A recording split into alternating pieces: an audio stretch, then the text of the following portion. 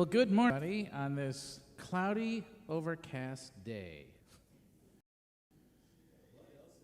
That's true. That's true. I will say, though, what else is new is many of the people here have known my children because they've kind of gone through YOU a little bit. I am proud and also a little afraid to say that Logan has been signed up for driver's ed this summer. Yeah. Okay, yeah. That's right. Yeah. I already had the talk with Liam about being a backseat driver because I'm pretty sure he's only 13, but he already is ready to push his brother's buttons in that regard. I am John Moody. I'm your music director and bass player for today. We are joined with Carolyn Keeble on just a regular kind of drum set today. She said she cleaned out her van, so half the stuff went back into the catalog, I guess. That's right. We've got Elizabeth Case on piano. We have Dr. Joanne Rome sings special music and decided to do the congregational songs too. Because while you're here, just do the extra work. So if you are able, please stand as we will start our congregational selections.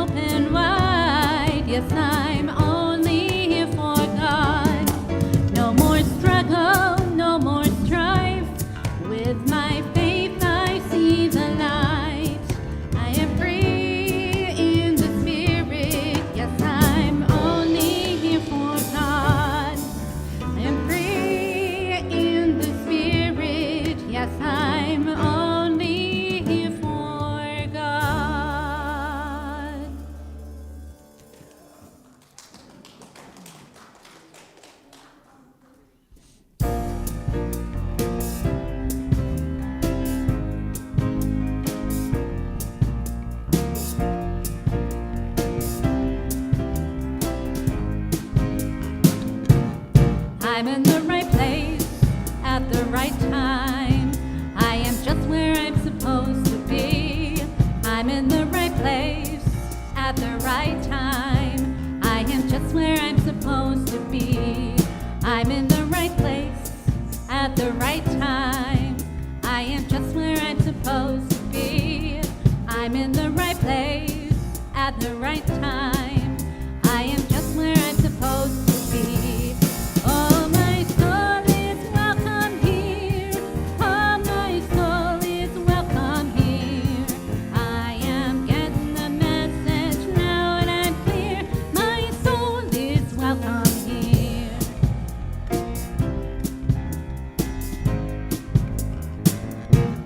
I'm in the right place at the right time. I am just where I'm supposed to be. I'm in the right place at the right time. I am just what I'm supposed to be. Oh, my soul is welcome here. Oh, my soul is welcome here. I am getting the message loud and clear. My soul is welcome here. My soul is welcome here. Oh, my soul is welcome here. I am getting the message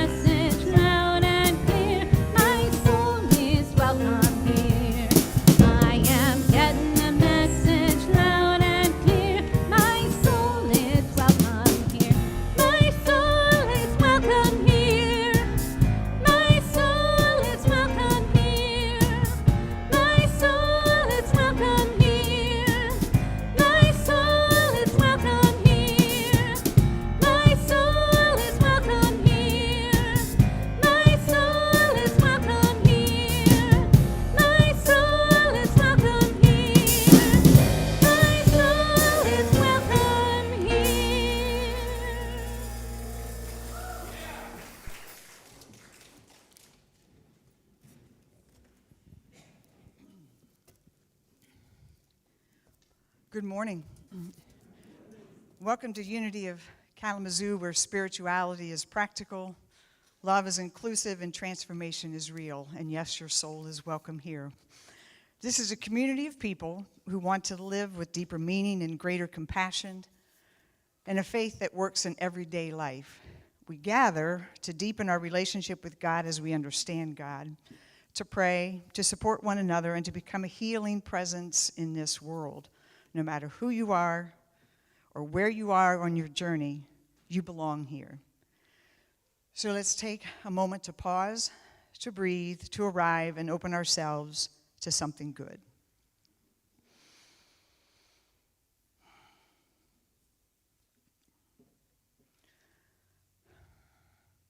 And good morning again. My name is Lynn Sager, and I'm glad we get to be together today. We offer our thanks and gratitude to everyone who makes this service possible today.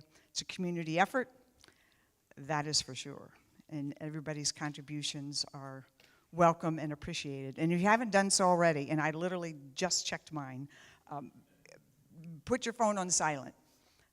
I did a double check, and it just helps so we can be fully present to each other during our time together this morning. So if you are joining us for the first time, we trust this will be a great day for you. And if you care to, there's a visitor's card in the pew back in front of you. And if you want to fill that out, leave it with an usher at the welcome desk on your way out of service today. That way we can stay connected with you. It's a way to share details of our weekly activities here and also in the Kalamazoo community.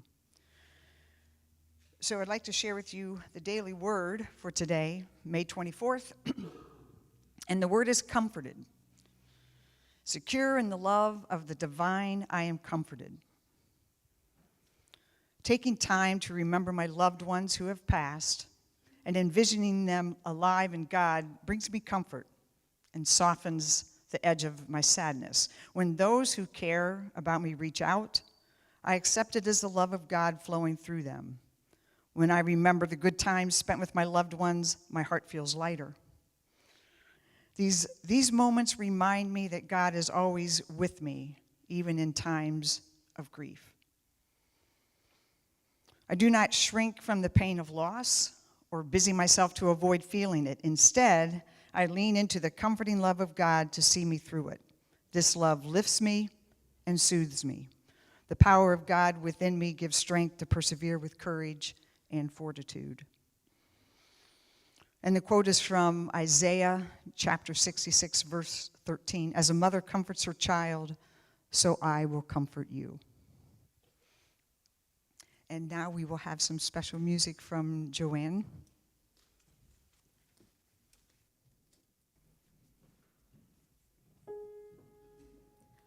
Strumming my pain with his fingers, singing my life with his words, killing me softly with his song, killing me softly with his song, telling my whole life with his words, killing me softly with his song.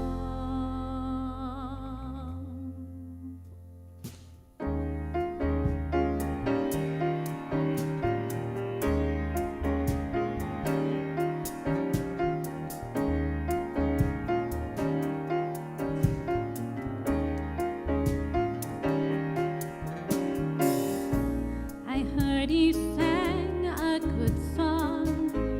I heard he had a style.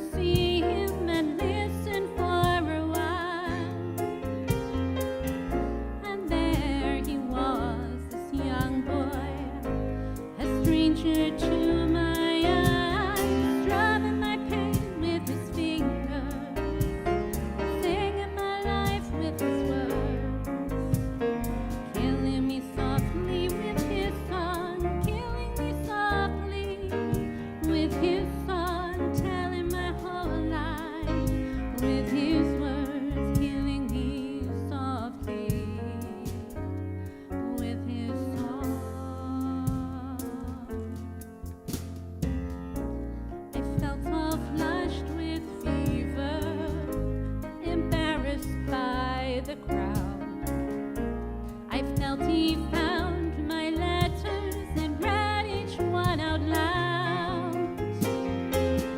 I prayed that he would finish, but he just kept right on, strumming my pain with his fingers, singing my life with his words, killing me softly with his song, killing me softly with his song, telling my whole life with his words, killing me softly with his song.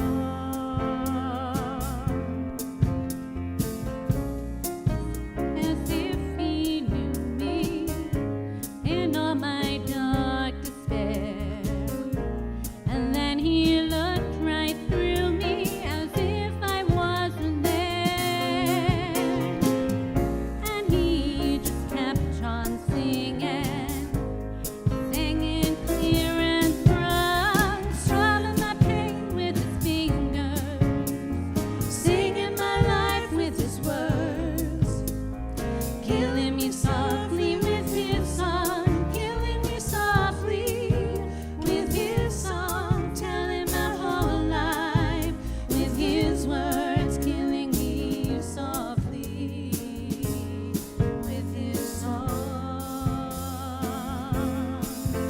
Was drumming my pain, yeah, he was singing my life, killing me softly with his song, killing me softly with his song, telling my whole life with his words, killing me softly with his song.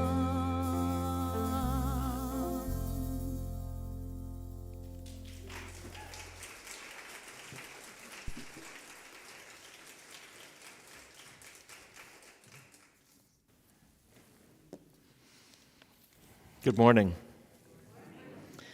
I am Reverend John McLean, and it's a privilege of my life that I get to be the minister at Unity of Kalamazoo, where we've been killing it softly since 1921.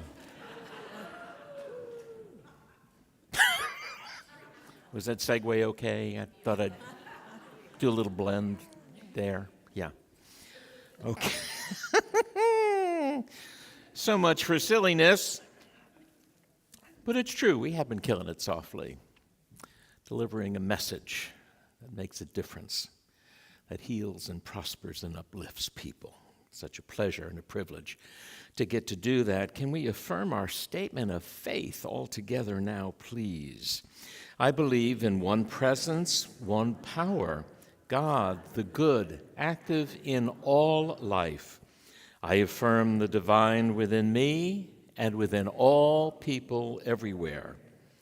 I choose thoughts that create, words that heal, and actions that serve.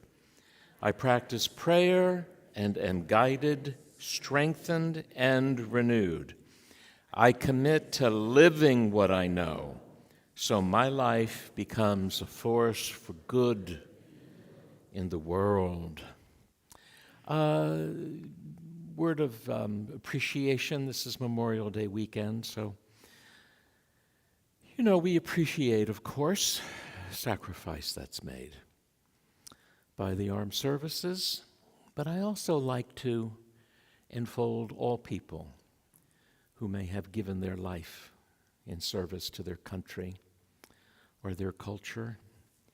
I know my own third grade teacher, her name was Mrs. Jeffrey, and even as a little boy, she was the first adult who I knew got me. And I learned a while ago that she was killed, sadly, while ushering some third graders across the street at the same school that I grew up in. And of course, now there are others, who place themselves in harm's way in order to serve. So we uplift everyone who has gone the extra mile in service. If the ushers would come forward while I give these dazzling announcements. if you're wanting to connect with people, that's why we do stuff, because I myself am actually very shy. I know you might find that hard to believe, but I'm an extreme introvert and I am very, very shy. And church was the thing that helped me work with that shyness by first volunteering and then showing up for things. So we have activities here which are to help you build that bridge into a larger community if you are shy.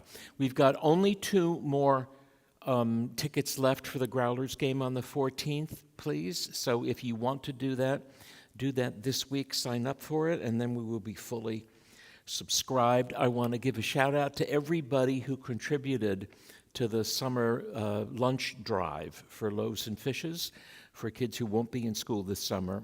We had a prodigious amount of food, which was awesome. And then for our Mother's Day baby shower, they were utterly astonished at the quantity of diapers that we brought in to the YWCA. That this woman absolutely went, whoa, like this, and that was only half of it. So they were really astonished and deeply, deeply grateful for that. And the last item is right after class today. I'm doing my very brief introduction to spiral dynamics. It is something that I felt when I learned about it. I felt kind of ripped off, that I said, how did I get to be 50 without never understanding that there is an organized, almost predetermined way that individuals, small groups, and entire cultures will grow in sophistication, either over your lifetime or over millennia. And this very brief introduction, it's usually about an hour and 10 minutes, and it's in the way back room behind the fellowship space. We'll start around 11:15, so grab a cup of coffee and some cookies if you want, and then join us back there. And now, yes, for our gratitude practice, please, if you will come all the way forward so we can do it from the bed. Don't be shy.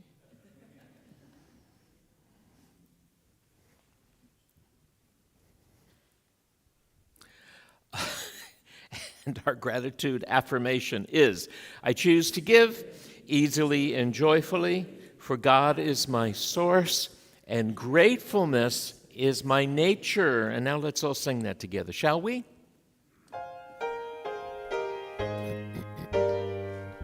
Why, thank you for joining us.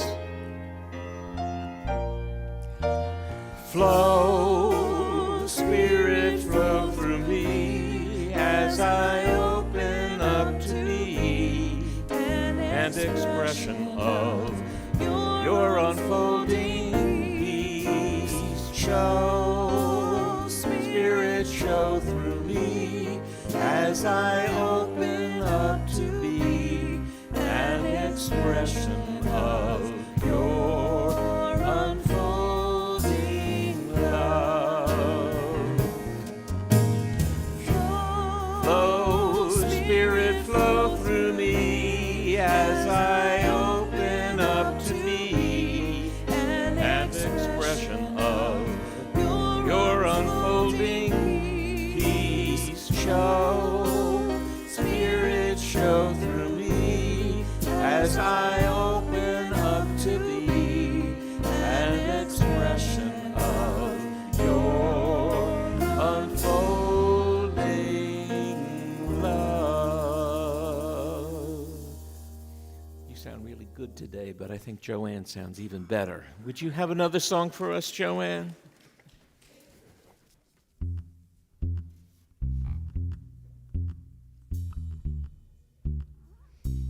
You can sing along.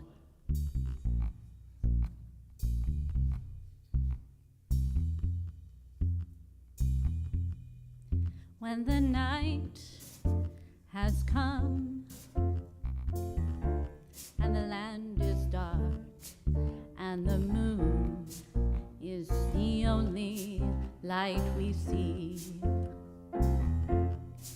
oh, I won't be afraid, no, I won't be afraid, just as long as you stand by me. So darling, darling, stand by me. Oh, stand by me. Oh, stand. Stand by me. Stand by me. If the sky that we look upon should tumble and fall, and the mountains should crumble to the sea, I won't cry, no, I won't shed a tear, just as long as you stand by me. So darling, darling, stand by me. Oh, stand by me. Oh, stand. Stand by me. Stand by me. Stand by me.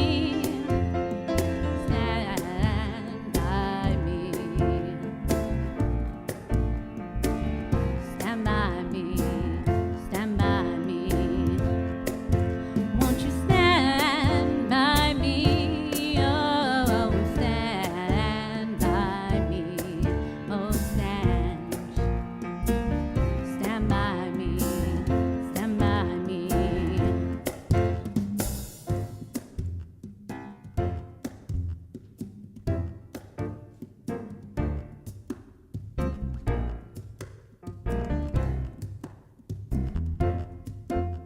Whenever you're in trouble, won't you stand by me? Oh, stand by me. Oh, stand. Stand by me. Stand by me.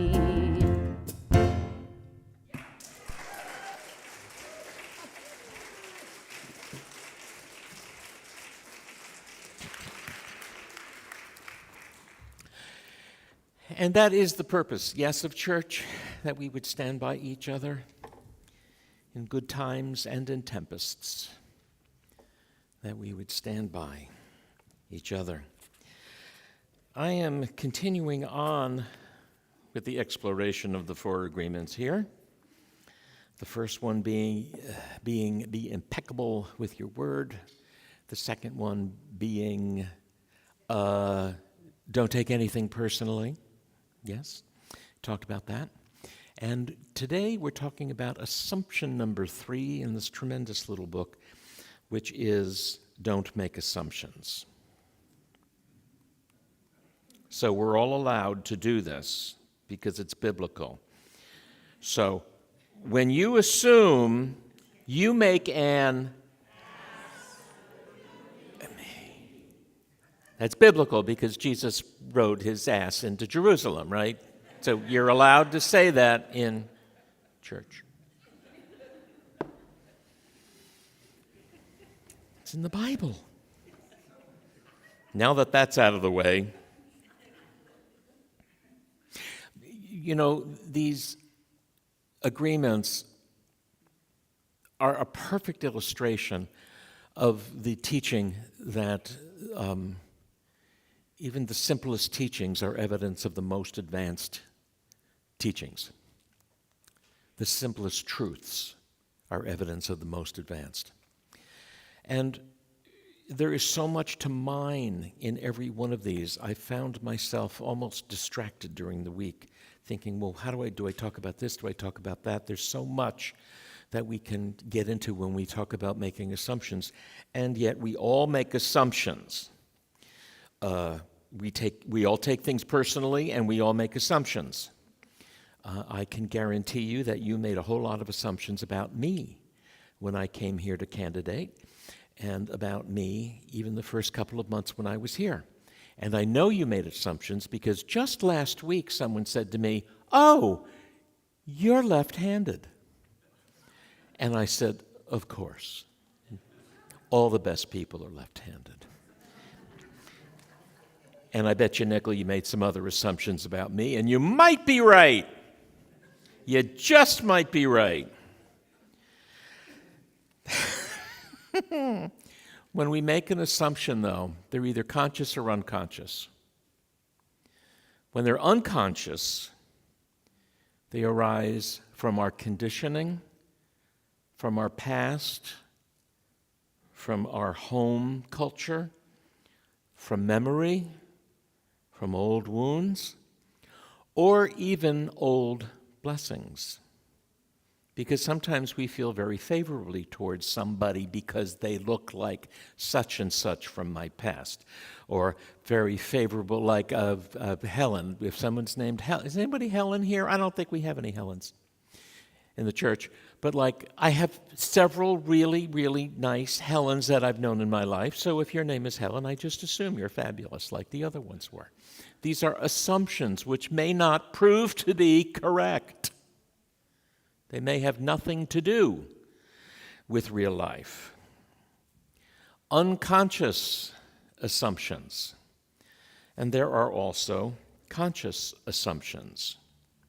Conscious assumptions are almost like gossip in a way because they fulfill the desire for an answer to something we think is urgent. May not be urgent, but we might feel that it is. So I'm going to assume that you meant such and such because church service is starting in 15 minutes, right? We all do this kind of thing. Also, we make assumptions, consciously or unconsciously, because we have a natural condition that we enjoy called confirmation bias, which means we just want to be right about everything all the time. So I'm going to assume you and I are on the same page, or I'm going to assume that you agree with me. This is called confirmation bias. How do I know when I'm making an assumption? If I pause long enough before I tumble into an assumption, how do I know when I'm making an assumption? Well, it's almost impossible for me to know when I'm doing it, but it's not impossible for me to know when you're doing it.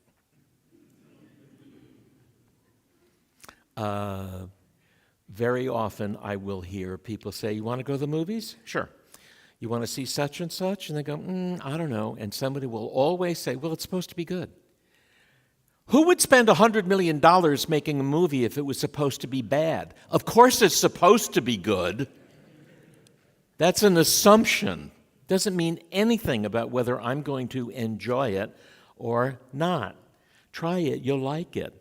I don't think so. I have tried sushi at the most glamorous sushi places in Hollywood, in Beverly Hills, as well as in Japan itself. And in this lifetime, I don't do sushi. It's just bait. It's not food for me. I don't do it. No. And I won't eat peas, and you can't make me. My mother tried, assuming she was the boss of me. Wrong. She tried to make me eat peas for decades. No, I don't do it. No.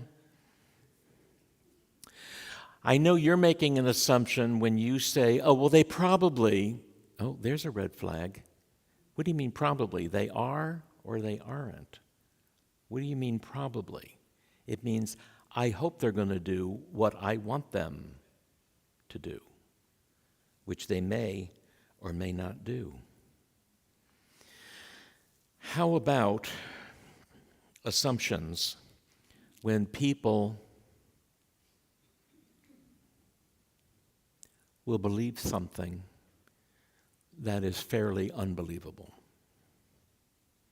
This goes all the way across, all the way across. It was Carl Sagan who introduced us to the teaching that extraordinary claims require extraordinary evidence. For example, an extraordinary claim, well, it could be, take your pick. Take your pick. But it does require extraordinary evidence. that means it's on me to not make an assumption. Even an extraordinary claim in a religious setting or a spiritual setting should require extraordinary evidence as well. It was the Buddha who said, "Don't believe anything because I said so or because it is written, but test it and see if it's true for you. Don't assume because a man in a pulpit," and in those days they were men. Now, well, most seminary students are female at this point in America, something like 70%, including rabbis. Do not assume because somebody has a PhD in theology that they know better about the nature of the universe than you do. They might know what other people wrote about it, but you get to experience God yourself. Do not assume anything. I labored under many, many assumptions for, well, not for many decades, for a decade and a half, that either I was bad because of such and such, or that I was going to hell because sister said so. Question authority. Question authority. That's a Quaker teaching. Bring all texts to judgment. It's from Ralph Waldo Emerson. The great thinkers have always asked us to not make assumption, but to live and to be fully present. Be fully present. When I make an assumption, and I do it all the time, I do it all the time. When I make an assumption, again, based on my past experience, based on my fear of being hurt again, being afraid that I might be diminished or not taken seriously, I make all kinds of assumptions. What I miss is the opportunity to be fully present. And this is how this is a spiritual teaching, not merely good coaching, but as a spiritual teaching. I am missing the opportunity to be fully present in the moment. You want to call that a mindfulness practice? You may do that. I am not present to see what is actually happening. I'm not present to allow a possibility to occur in any kind of way. I'm not present to see who you really are or what you might be, what you might be capable of. I'm going to confess on myself because my mind just went here. I remember a couple of decades ago being in church, and somebody did something that was really spectacular. And it wasn't until she did something spectacular that I realized that I had grossly underestimated her abilities. And I was enough into the teaching and it made me laugh. Rather than hate myself all over again, which I mastered in my teens and 20s and 30s, I thought, oh, for crying out loud, when are you going to create some spaciousness and allow people to show you who they really are before I make an assumption? Now again, I wasn't aware that I made an assumption. And there are lots of experiences and things that I encounter where I'm not even aware that I'm making an assumption. I got to go to Morocco a couple of years ago. And someone said, well, why are you going there? And I said, well, I've never been to a Muslim country and I've never been to Africa. And other than that, I have no expectations. I have no expectations whatsoever. Well, that was one of the stupidest things I ever said, and this is just 3 years ago. I was there for almost 2 weeks, and I kept going, oh, well that's a surprise. Well, I hadn't expected it.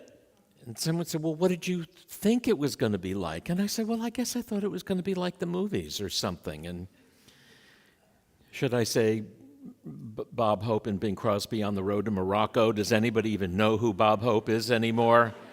Okay, not so many hands up here, but hands over here. And I thought, okay, well, I guess I thought I'd see camels walking around and sand dunes and whatnot. And then I realized if I'd looked at the map, I would have realized it was the exact same latitude as Los Angeles, and it would look like the land in L.A. It wasn't built that way, but it's an arid desert climate that goes to the water, duh. But I had all these very glamorous, exotic assumptions, and and I didn't think I had any. Sadly, that's the only time when I know that I've made an assumption. They sneak up, and they can be insidious. Especially when my assumption about you is not conscious, but it's judgmental. I don't mind confessing this, because as I often say, I was raised Catholic, so I'm hardwired to confess.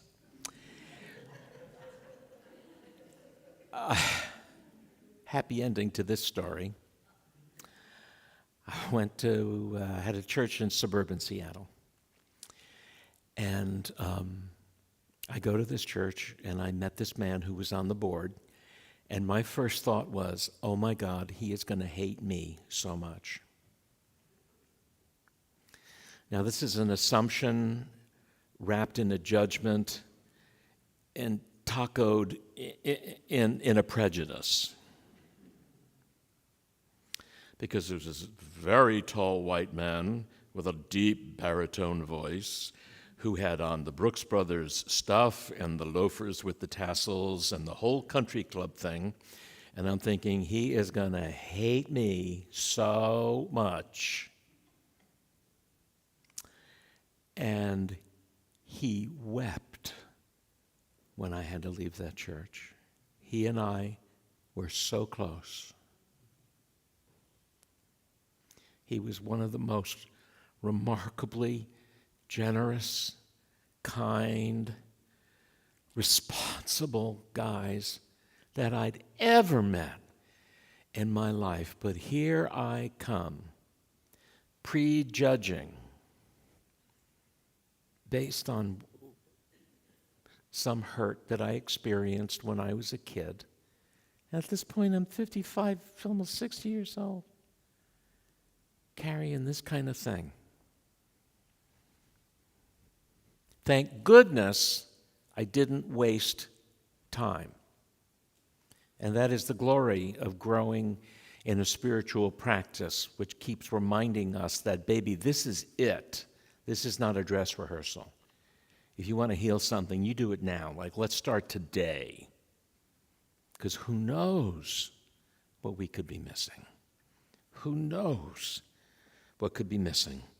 And also, what I have learned is that true transformation and growth can only happen when truth, facts, and real-life experience will interrupt my assumptions and my unconscious behavior and prejudices. It cannot happen until my routine or my racket is interrupted by something. Would that we would get it completely the first time and forever. But I have to, if you're like me, you might have to learn things over and over and over again. But each time something comes back to me and I catch myself doing something really unskilled, And I might also say that making an assumption is a form of violence because it's a smackdown against who you really are, which is what? You're an expression of the living God, is who you really are. So it's an act of violence. Until I get in the habit of noticing that I've done it, making the amend, even if it's an internal one, and then being open to a different possibility. That's when things are going to happen. And the lag time gets shorter and shorter and shorter between my mistake and receiving the blessing. It gets shorter and shorter and shorter.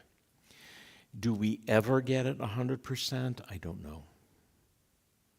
I'd like to think we do. But this is a practice. This is a spiritual practice. This is not a spiritual perfection. Maybe when you're on the other side, it's perfect. I don't know. But for the time being, I am happy to have a spirituality that's a practice, that is practical, and it is for my everyday life. So, in any encounter that I might have, one of the best possible things to do is to resist the headlong tumble into the judgment as best we can, to bless you, to be present, to be alert, to be aware, to be peaceful, for crying out loud. I don't have to make an assumption. I don't have to make a judgment about every single person I meet. Or what's wrong with them? What don't they get about such and such and such and such? Just let it be. Let it be. Before reacting, let's say somebody says something to me or I see something. Before reacting, I can question myself. I can say, is this a reasonable assessment of what's going on? Or if someone said something to me, I can ask myself, is it true? Is a part of it true? What am I assuming? What I am assuming here? If I don't have enough information to respond appropriately, did I ask for clarification? Did I say, tell me more because I don't understand? Probably not. Probably not. And can I remain open enough and peaceful enough and non-reactive enough until the meaning is revealed? All questions, right? That we can inhabit if we take the time to slow down and to be with it. Very often we don't have a lot of time. But in my case of judging my late friend John Craddock, I didn't even speak to him for a couple of weeks. As it happened, I just didn't have an occasion to meet him. And yet, boy, I formed an opinion, an assumption, instantly. That was so unnecessary. So unnecessary. So in addition to being spacious enough in any moment, right, and not having to react, what else can I do to break the habit of assumptions? I can ask people to tell me their story, which frankly is the beauty of our second Sunday, when we gather for congregant-led conversation, and I can hear it from you. I don't have to assume that I know what you think about such and such. Or my favorite icebreaker, I can assume that I know what your favorite pizza topping should be. I can hear it from you. And this absolutely builds emotional and spiritual and social capital. which we lose every time we isolate. We lose that capital. And that is like a muscle that must be worked out. I can ask you to tell me your story. I can ask for the facts, or I can do my own research. For the first time in the history of human life, we have fairly reliable answers to everything that is available at zero cost. Even to the extent, I was thinking the other day, how did we used to find out stuff?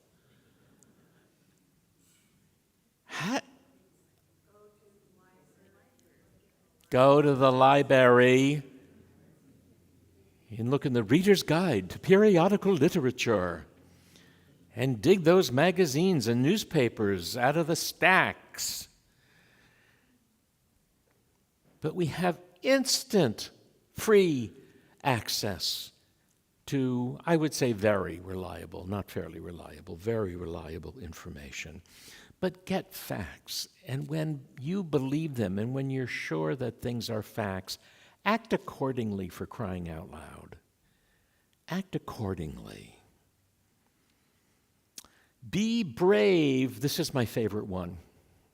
And this will tell you how unspiritual I really am. So, one of my favorite things to do, because I learned when I was in my late 20s, almost 30, I had the privilege of working with somebody who would always ask people, like, oh, how did you learn to do that? And where did you learn that? And what, such and such, which I thought was appalling the first time, because I was still under the trance that you're never supposed to betray that you don't know everything. If you act like you know everything, if you admit that you don't know everything, then you give away your power. That was the silly culture I was raised with. And so now one of the first things I do is, if somebody says a word I don't know, I'll ask them immediately. I say, I'm sorry, I don't know what that word means. And this is how inferior I am. Then like half a dozen other people will say, oh yeah, I was going to ask that too. And I would say, no, you weren't. You liar. Like I was in a meeting the other day, it was about a year ago, and someone used the word such and such, exogenous, and I said, well, I don't know what that word means. Well, now I hear it every other day. Every other day. But ask. If at first you feel you must be brave to ask, then be brave. And ask, what do you mean when you say this? Or what does that word mean? Rather than assume it means something, because you could be in a heap of trouble if you act on an assumption when you don't know what the words really mean. Be present for every encounter. Be present for every encounter, and as neutral, as peaceful as possible, which is not easy, but it is one of the easiest spiritual practices to inhabit. When waiting online and it's taking too long because people like to visit when they're at the pharmacy with the pharmacist, be peaceful. You've got time. You have a car. You don't have to walk 20 miles to get back home. Be peaceful. But the most adult spiritual practice, which helps us to not make assumptions and to not fall in that trap, and this is a great big huge adult spiritual practice, is to become comfortable with uncertainty. It is the primary teaching of in the Buddhist tradition, to learn to be comfortable with uncertainty. You do not have to know everything about everything because 99% of it's none of your darn business to begin with. And sometimes it just takes a little while for the truth, for the facts, or for the meaning of something to be revealed.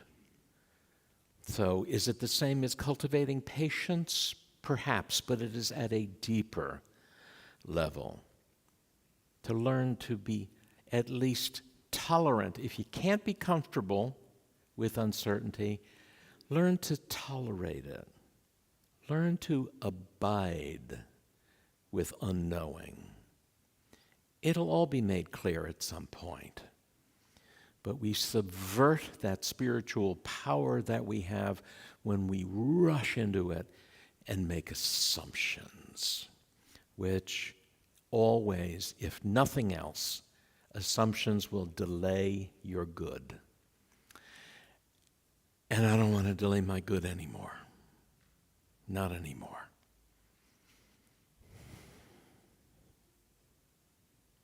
The silence there is peace. In the silence there is unspoken joy. In the silence there's release from a world full of chaos and noise. So I'll wait for these precious moments when I hear all that could never be said, and right here in this holy silence I find God, I find myself.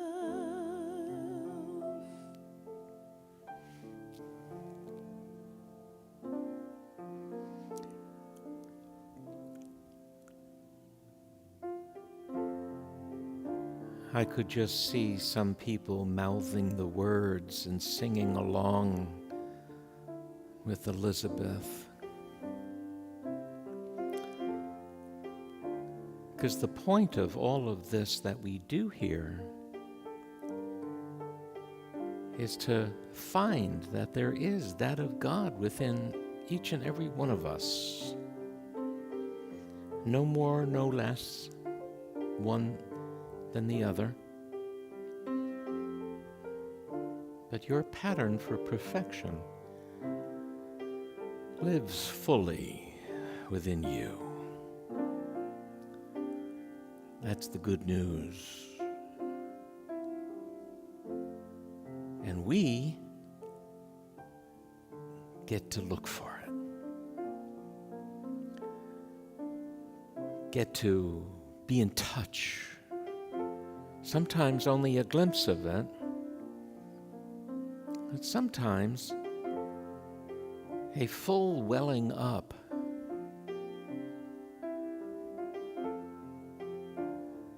A promise fulfilled. The poet writes, "Be not too curious of good and evil, but seek not to count the future ways of time.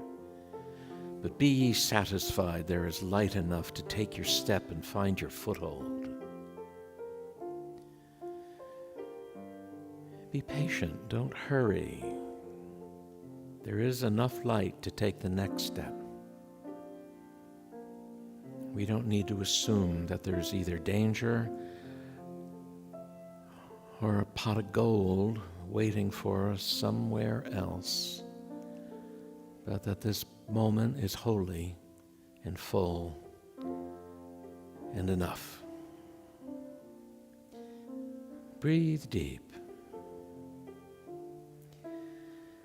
And let's support each other as each one of us opens up and becomes receptive to the good that your God is within you.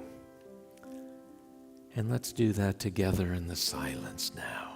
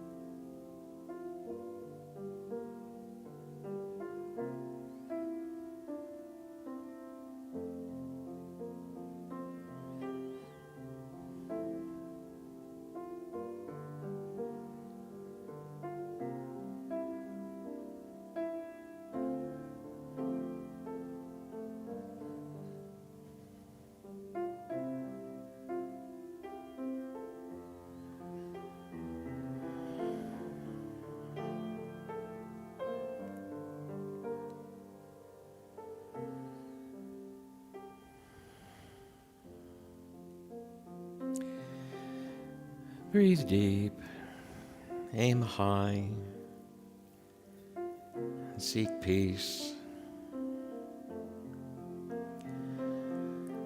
And if you can, if it's comfortable, I encourage you to sit up straight, nice and tall in your seat, almost like you're a marionette, and that there's a string right in the center of your head that's easily holding you up. And take another deep breath. And be satisfied, because the only thing we need is the next breath, and there you have it. Life is abundant and life is full. And when it is comfortable for you, open your eyes and come back to this place so I can thank you for being in your spiritual practice. I can acknowledge you, knowing that because you're here, I know that you want to be part of the solution, and it's no longer good enough to be part of the problem. Ha-ha. We're conspiring together for the greater good. Ha-ha. I know fellowship happens when we encourage each other on our journey, so reach out to a friend or listen. Don't assume you know what's going on in their life. Don't assume. Listen to what is going on in their life when they tell you a story. And either verbally or in your heart, know that you see the full realization of their aspiration and their healing complete. For that is the essence of what we do here as a healing community. We know that all things are possible for those who believe in their higher power, however they have imagined it to be, and whatever works for them. And until see you again next Sunday morning, you pray for me and I'll pray for you, because that's just what God's children do. And if you are able and would like to, I invite you to stand and let's know the prayer for protection. Shall we do that together? The light of God surrounds us. The love of God enfolds us. The power of God protects us. And the presence of God watches over us. For wherever we are, God is, and all is well. And for the peace song, if you'd like to grab a hand. If not, please don't be shy to put your hands over your heart, and especially some folks that may have shoulder problems. Sometimes it doesn't feel good to have someone yank your hand up high. So, the peace song. Hit it, Mrs. Music.